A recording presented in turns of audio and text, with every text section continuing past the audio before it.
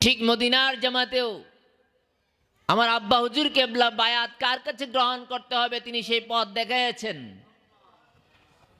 আব্বাজান যখন প্রতি বছর যখন মক্কায় যেতেন,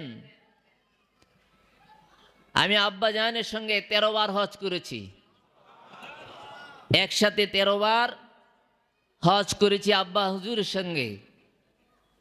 প্রতি বছরই আব্বাজান হজে যাওয়ার আগে আমার বড় ভাই বর্তমান হুজুর কেবলাকে মদিনার জামাতের বাংলাদেশের সম্পূর্ণ দায়িত্ব দিয়ে যেতেন।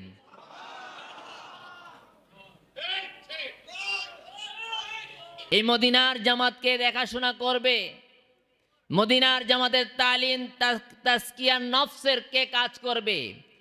আব্বাজান বলতেন আমি যতদিন পর্যন্ত বাংলাদেশে কদম না রাখবো ততদিন পর্যন্ত আমার বড় ভাই এই মদিনার জামাতের দায়িত্ব তিনি সেখানে পালন করবেন।